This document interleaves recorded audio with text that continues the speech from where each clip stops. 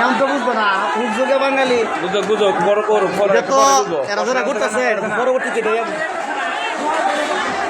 বুঝবে না তোমার সাপ কাপ ভেঙে গেছে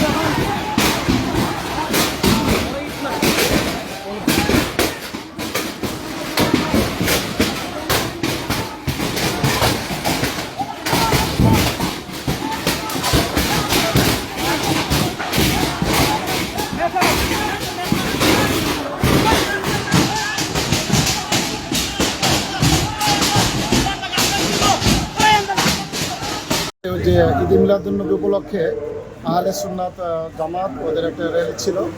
ওই আবার দেখা যায় এখানে সরাসরি আমাদের মসজিদের সাথে এখানে যে সিরাতুল নবী ওদেরও কিছু লোকজন জমায়েত ছিল। এই কেন্দ্র করে ওরা যে র্যালিটা হয়েছিল, র্যালিটা ওই দিক দিয়ে সাহেবপ্রতাপ মাধবদী হয়ে দোয়াগাঁও যায়। দোয়াগাঁও থেকে ব্যাক করার সময় আমরা যাতে মুখোমুখি সংঘর্ষ না হয় এই জন্য আমরা মাঝখান থেকে রুটকে ডাইভার্ট করে দিই। এই ডাইভার্ট করে আমরা রুট ব্যারিকেডও করে দিই, কিন্তু প্রতিবার কিছু দুষ্কৃতিকারী তারা ব্যারিকেড টপকিয়ে ওই দিক দিয়ে অন্য দিক দিয়ে চলে মসজিদে অ্যাটাক করে মসজিদের দিকে গান ভাঙে। এর সূত্র ধরে মসজিদের যারা আলেম ওলামা পরিষদ এবং স্থানীয় যারা ব্যবসায়ী আছে, দোকানদার এবং ধর্মবন্ধুরা তারা সমবেত হয়ে বেদর্মী দলেরা যা আছে সব ভেঙে চলে গেছে। আমি জানতাম না আমরা ইয়ে করবো। আমার এই ক্যারাম বোর্ডটা দান করতে তুই যদি সাইডটা মাইয়ালে চলতে পারিস না, সাইডটা মাইয়ালে তুই চল, এইটা তোর দিলাম, তুই চল। আমার জিনিস দান করছি যেমন তোমার ভেঙে ঘুরে নিচ্ছি। আমার তিরিশ যা আছে 10 টাকা কিচ্ছু নাই আমার। ইমাম ওলামা পরিষদের যারা আছে তারা হচ্ছে বাস স্ট্যান্ড 3 রাস্তার মোড়ে অবস্থান করছে এবং স্থানীয় জনগণ ওনাদের সাথে অবস্থান করছে। অবস্থান করার পরে ওনাদের কথা হচ্ছে যে প্রশাসনের কর্তৃক যে ফাইসালা হয়েছে উভয় পক্ষের মাহফিল বন্ধ থাকবো এবং ওনারা হচ্ছে যে জুলাস সোসাইটি মাতুর্দি হইয়া লক্ষ্মীপুর হইয়া জুলাস মেয়র বাড়ির ভিতর দিয়া ওনারা ওই রাস্তা দিয়ে আবার ওনাদের মাজারে চলে যাইব আর কি। এরপরে আবার ওসির গাড়ি আসছে, কুলিয়ারচর থানার ওসি সাহেব আইসা ইমাম ওলামা পরিষদের নেতৃবৃন্দদেরকে বলে গেছে যে আমি নিজে ওয়াদা করে গেলাম ওনারা এদিকে আসবে না এবং সেনাবাহিনীরা ওনারা আসছে, ওনারা ওইয়া দেখবো, ওনারা বলে গেছেন। পরে ওনাদের যে মিছিলটা জসলি জুলুস মিছিলটা ওই দিক থেকে কইরা আইসা জুলাস মেয়র বাড়ি এদিকে কিছু লোক ঢুকে গেছে আর কিছু ছেলে পেলেরা এদিকে ঢুকা হঠাৎ করে যায়। এদের হাতে সবার হাতে হাতে ব্যাগ ছিল, ব্যাগের মধ্যে পাথর আছিল আর কি। পাথর নিয়ে এই মানে ঢিলাইতে একবার বাস টেনে চলছে। পরে উভয় পক্ষের মধ্যে সংঘর্ষ মারা গেছে হচ্ছে ওই যে আমি যতটুকু দেখছি আর কি। ওরা যখন মানে ঢিল দিতেছে সবাই যখন ওই এদিকে চারটা দৌড় দিতেছে উনি পড়ে গেছে আর কি। পড়ে যাওয়ার পরে ওনার শরীরে কতটুকু আঘাত লাগছে এটা আমি শরীরে দিই নাই, কতটুকু উনি পরে স্ট্রোক করছে নাকি মানে মানুষের বলা বলিতে ওনার এবারে সিএনজি দেওয়া হসপিটালে বাবুলপুর হসপিটালে নিয়ে গেছে। রাস্তায় কোন ডায়াগনস্টিক সেন্টার থেকে ওনার মৃত ঘোষণা করছে। বন্ধ কেটিরা বন্ধ কাপ বন্ধ যা আছে আমি মনে হচ্ছে কি স্ত্রীকে 50,000 টাকা মানছি চাপটা আমি 100 টাকা দিই মানে আমার চাপ দে না এরপর মনে ক্যারাম কোটে একজন দাম হচ্ছে এটা জলই নিয়েছে লয়ে হাই আমার সাইডটা মেয়ে উপযুক্ত মেয়ে লয়ে আমি বন্ধ করে আমার কোনো জিনিস লাগছে না সব কিছু আমার লুটপাট করে লাগছে আমার কিছু না আমি না হারা আমি তো আজ আমার মারলে আমার দুধ বাড়িতে লুটপাট করতেছে আমি কিন্তু হারি থেকে দিতেছি বসে আমি তো শীতল বিড়া মানে দুইটা হুলা একটা বর্তার বাড়িটা বন্ধ আমার নাই সব কিছু নিয়ে ভাঙা লাগছে সব কিছু আপনার নাম কি? আমার নাম দিলু। আমি সৈয়দ ফয়জুল আল আমিন, এই যার মাজার ভাঙ্গা হয়েছে সরস্বতী দরবার শরীফের পীর সাহেব কেবলা ওনার ছেলে।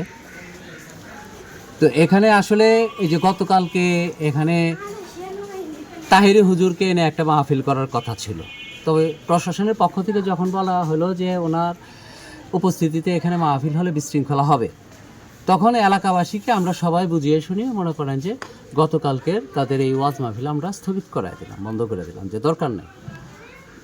তো আমরা আহলে সুন্নাত ওয়াল জামাতের ব্যানারে প্রতি বছরই মনে করেন যে এই জশ্নে জুলুসটা আমরা করি 12ই রবিউল আউয়াল ঈদে মিলাদুন্নবীতে। তো এবারও প্রতি বছরের মতো মনে করেন যে থানা প্রশাসনের যোগাযোগ সাপেক্ষে মনে করেন যে আমরা এই কার্যক্রম পরিচালনা করি। 9:30 মনে করেন যে যখন আহলে সুন্নাত ওয়াল জামাতের লোকজন সবাই এখানে চলে আসছে, তখন এখানে ভক্তবৃন্দ বা গ্রামবাসী যারা ছিল সবাই গেছে। আমরা যারা আওলাদরা ছিলাম মনে করেন যে সব আওলাদ তো আবার এখানে বাড়িতে থাকেও না, তো তারাও উপস্থিত অংশগ্রহণ করলাম। করার পরে এখান থেকে মনে করেন যে মাধবদী, উত্তর নন্দনপুর, লক্ষ্মীপুর হয়ে আমরা এই যে 600 বাস স্ট্যান্ডের আগে আরেকটা বিকল্প রাস্তা আছে যেটা দিয়ে আমাদের এই প্রতাপনাথ বাজারে আসা যায়। তো প্রশাসন থেকে আমাদেরকে মোটামুটি এই ধরনের ইনস্ট্রাকশন দেওয়া ছিল যেন আমরা ওই পথে ব্যাক করি, বাস স্ট্যান্ডের ওইদিকে গেলে সংঘর্ষ হতে পারে, যেহেতু ওরাও মানে উগ্র অবস্থায় আছে। তো আমরা ঠিক ওইভাবে এদিক দিয়ে চলে আসছি। তো এখন পরে শুনতেছি যে বিক্ষিপ্তভাবে ওরা যে প্রভাকাণ্ড ছড়াচ্ছে সেটা হলো যে আমাদের এই জশ্নে জুলুসের মাহফিল থেকে, আমাদের জশ্ন জুলুসে মনে করেন যে 1000-এর উপরে লোক ছিল। তো 1000-এর উপরে লোক ছিল মনে করেন যে এখান থেকে নাকি 8-10 জন ছেলে পেলে চলে গেছে, চলে যায় নাকি ওইখানে তাদের সাথে ঝামেলা করছে।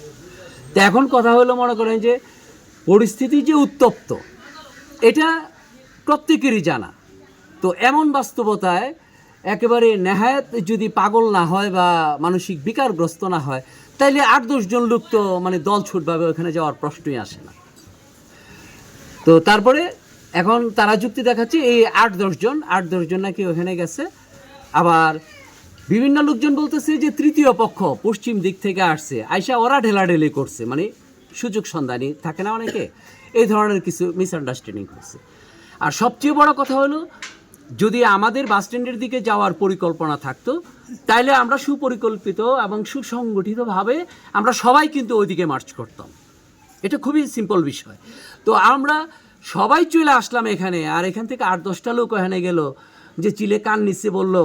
আর এই কথার ভিত্তিতে মনে করেন যে ওহাবিপন্থী যারা আছে এরা মনে করেন যে বিভিন্ন দিকে যোগাযোগ করে মনে করেন যে এখানে 500-700 লোক মনে করেন যে দেশি অস্ত্র ব্যাগ ভর্তি করে পিঠে ফেলায় মনে করেন যে এক একটা ব্যাগে মনে করেন যে 50টার নিচে হবে না পাথর, মানে জানতে পারছে লোড নেওয়ার মতো, এইভাবে নিয়ে এসে মনে করেন যে এখানে সর্বশেষ ওরা ব্রিজের এখানে যখন চলে আসছে তখনও ইয়াং জেনারেশন অনেকে তো উত্তপ্ত মানে উগ্র উত্তেজিত থাকে, তাদেরকে বলছি যে তোমরা বাপু তাদেরকে কোনো আঘাত করো না, দরকার নাই।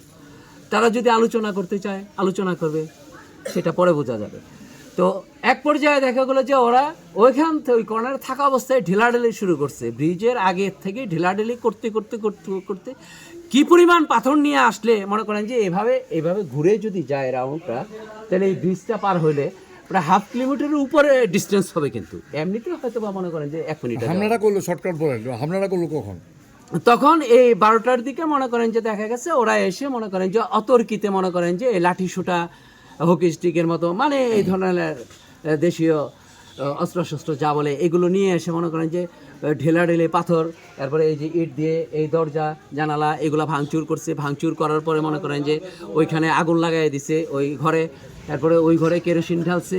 ইতিমধ্যে দেখা গেছে যে মনে করেন যে সেনাবাহিনীর সদস্যরা চলে আসার কারণে তখন সেনাবাহিনীর সদস্যদের সামনে দিয়ে এরা নির্বিঘ্নে মনে করেন যে চলে গেছে। কথা ছিল ওসি সাহেব আশ্বস্ত করেছেন যে আপনারা এখানে সিরাত মাহফিল করবেন না।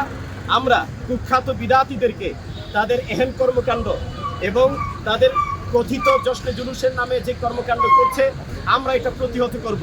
আমরা এদেরকে বাধা দেব, আমরা তাদেরকে নির্দিষ্ট সীমানা ক্রসিং করতে দেব না।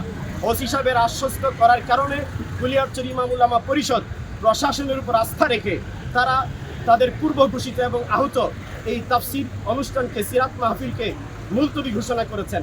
আজকের সকালের অবস্থান কর্মসূচিকে মুলতবি ঘোষণা করেছেন, স্থগিত করেছেন। কিন্তু দুঃখের সাথে আমরা জানাচ্ছি এই সুযোগকে কাজে লাগিয়ে প্রশাসনের উপস্থিতিতে কুখ্যাত বিদাতিরা কেন্দ্রীয় ৬০০ বাস স্ট্যান্ডের মসজিদের উপর ভাঙন চালিয়েছে, ভাঙচুর করেছে, ব্যাপকভাবে ভাঙচুর করেছে। আমাদের একজন কর্মীকে তারা শহীদ করেছে, মিলন মিয়াকে তারা শহীদ করেছে এবং কুলিয়ারচর জামিয়া নুরুল উলুম মাদ্রাসার ছাত্র সরেবেকা জামাতের ছাত্র রিজওয়ানকে তারা আহত করেছে এবং আরো অনেককে আহত করেছে। ব্যাপক তারা নৈরাজ্য সৃষ্টি করেছে এবং ব্যাপকভাবে দাঙ্গা হাঙ্গা করেছে এবং এই বাস স্ট্যান্ডে অনেক দোকানপাট তারা ভাঙচুর করেছে, লুটতরাট করেছে এবং তারা অরাজক পরিস্থিতি এখানে সৃষ্টি করেছে। এর জন্য আমরা মনে করি ১ নম্বর থানা প্রশাসন তিনি আশ্বস্ত করেছিলেন, তার সেই আশ্বস্ততায় ইমাম উলামা পরিষদ এবং তাওহিদি জনতা এই পূর্ব ঘোষিত সিরাত মাহফিলকে মুলতবি করেছে। ওসি সাহেবের এই আশ্বস্ততার কারণে মুলতবি করার সুযোগটা পেয়ে কুখ্যাত বিদাতিরা হত্যাযজ্ঞ চালিয়েছে। এই জন্য আমরা মনে করি ওসি সাহেব কোনোভাবেই এই হত্যার দায় এড়াতে পারবেন না। আমরা মনে করি প্রশাসনের নাকের ডগায় এবং তাদের ছত্র ছায়ায় এবং তাদের এই সুকৌশলে এই হত্যাযজ্ঞ এবং ভাঙচুর এখানে চালানো হয়েছে। অতএব এই হত্যাযজ্ঞের যথাযথ জবাব যদি প্রশাসন না দেয় তাহলে উত্তপ্ত তৌহিদি জনতা এবং এই দেশের তৌহিদি নবী প্রেমিক জনতা কখনো তারা ঘরে ফেরে যাবে না।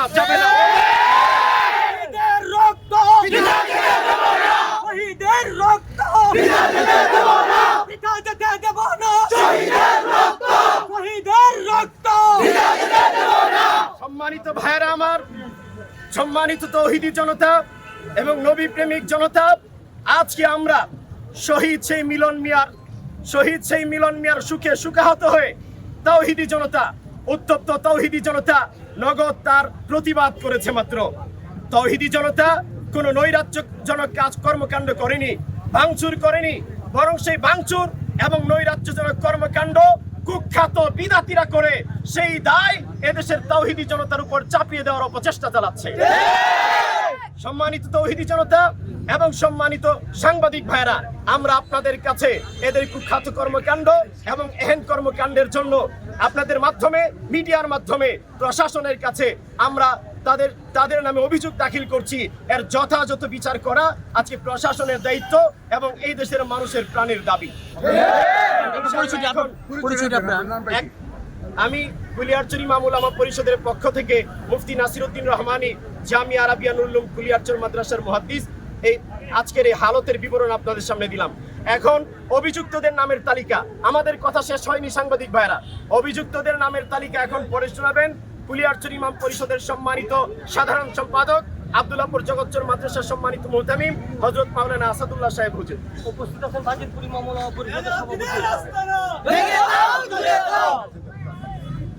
বিসমিল্লাহির রহমানির রহিম।